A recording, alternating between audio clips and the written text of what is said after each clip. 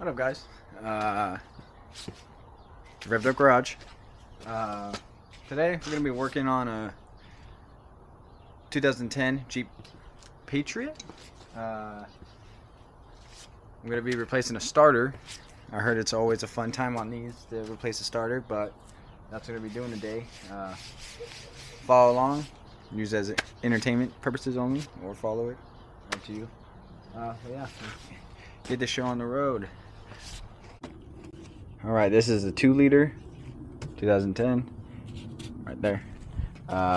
First you're going to want to turn these two little clips. This whole thing is going to pull off to get you access to the battery. Now you want to pull your negative and then your positive. Next thing we're going to want to do, because we want to remove the battery to get more space to get up into there, we're going to remove this bolt right here that holds the battery down, and then we'll get that battery removed. Alright, so after you remove your battery, you're going to take, there's going to be a bolt here with a little thing that you take out that holds the battery in. Take that out, pull the battery, remove your terminals. Then you're going to want to disconnect the positive on this side and then the negative from right here. And then you're going to want to feed it up and under, have them right here, and scoot them as much as you can out of the way. It's going to help give you clearance. Stuff. And then the next thing you want to do is pull your air intake. It's going to be fished down like that. You're going to have 8 mil on both sides, so it's going to be facing like that down there. Then you also want to pull your sensor, which you want to pull this clip, so it's going to be forward, pull the clip back, and then you can just push down and pull off. So next thing we want to do is we're going to take a couple rags and shove them down into our throttle body because we don't want to get junk in there.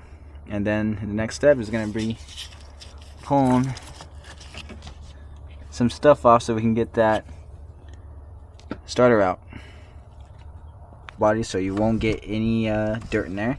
You're going to want to remove. Let's see if I can get in there good enough. Move that guy. And then this guy down here. Let's see if I can get it. So you're gonna want to move that guy and that one. Then this guy right here. Let's see if I can shine it. Yeah, hopefully you're able to see the tip of my screwdriver. This guy right here. And then you're going to have 2 main bolts holding this actual starter in. But yeah, let's get this bracket off first and then we'll continue. Alright. So now after you get that bracket off, you take the 2 bolts holding the starter in. These are going to be 15s. 2 15s. My bottom one was absolutely like tight on belief, so I had to do the good old cheetah bar method. Got it broken free, use some WD-40. Now what we're gonna do is, you can see the starters pulled out now, so what we're gonna do is, the starter's like this, I'm gonna push it back and then bring it forward and bring it out. The wires are still connected, so just don't yank it out, but we're gonna slide it back up and over and slide it out. Make sure not to bash the knock sensor that's back there. That should be right there. You can see where my light's pointing. So just don't hit that. You should have room. Then we're going to bring it out and pull it to the side, and then we're going to disconnect the wires. So alright, now you got the starter right here. You're going to have 3 wires. You're gonna have your signal, which is that little tiny clip wire right there, and then you're gonna have your main positive clamp. So now you're gonna make sure you know exactly how these went, and then we're gonna disconnect everything, swap it out, and then we'll fish her back in. Alright, so off camera, this connector was very corroded. Yeah, probably not gonna focus, but I took some parts cleaner and a wire brush and just cleaned out as much as I could. Looks a lot better, but when we put this back together, I'm gonna add a little bit of dielectric grease. Save that from corroding, because let's see, it's pretty rough over there. So now we have it fully out. Here's the remand one that they want to put in. Make sure everything is identical. You got a long lug here. This ground strap is looking good. Look at the old one. Alright, looks about the same. We got bolt here, make sure that's tight. And yeah, so now we're gonna put this back in there, fish it back in. Alright. Alrighty, we got the new starter slid into place. Let's see, let me grab my light. Don't know where my light is. There it is. Alright, we got this new starter slid into place. All the wires are looking good. All the wires are tight. Next thing we're gonna do, or now that's in place, we're gonna just line it up, put the 2 mounting bolts back in, and start putting this thing back together.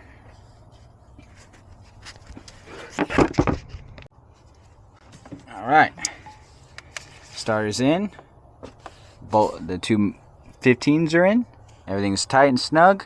Next thing we're gonna do, we're gonna put that bracket back, and then yeah, next step. Alright, after you get the bracket on, make sure everything is tight, that 13 mil and there's 10 mils. Run your wires back under the coolant line, back to where the battery is supposed to be at. Next thing we're going to do is pull your rag, paper towel, whatever you shoved in there to block dirt from getting in. Remember to pull that out. So we're going to pull that out, we're going to put the air duct back in, and yeah, let's get it going. Ooh. Alright, so I forgot where I stopped recording, but yeah, I start moving. So after you put this back in, plug. So you put this back in, screw both sides down, put your plug back in, and then make sure you slide this red thing forward so it locks, and then it won't come out. After that, you can put your battery in, and make sure you put your bracket back. Make sure it's lined up correctly so your battery actually is held down. You can put your positive first. Make sure you put both wires back. You're gonna have one wire going that way, and then obviously the one coming from the starter. And then you want to put your ground back over here. It's ran, it splits. One gets ran this way, and then the other one goes down to that starter, or one of the starter bolts. And then put your negative on. Tighten everything down. After all that is done, the last piece of the puzzle is put your little air duct back, and then we can test it. Alright, once you get everything back together and everything is looking good, now we can give it a test. Let's see. It's either going to blow up or it's going to work. Let's see.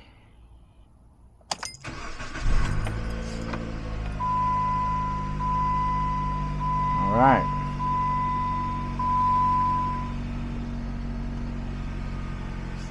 Give it one more. Key out. Put the key in. Starts 3 times, so we're good to go.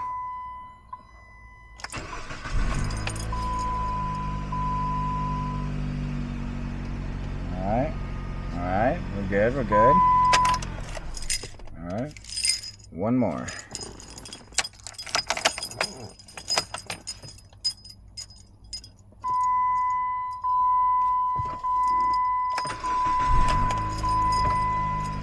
Alright.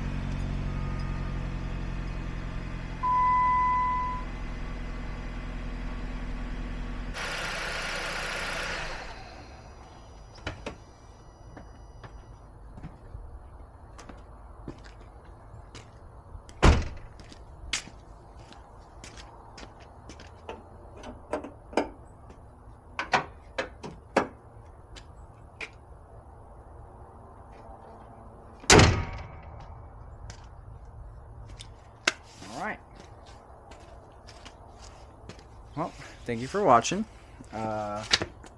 It's not, like I said, it's super fun to do it on these. So again, that's one good, or I guess another good repair. Thank you for watching. Don't forget to like and subscribe, and there will be more videos posted about just random things being fixed. So yeah, stay tuned. Got a lot planned. Peace.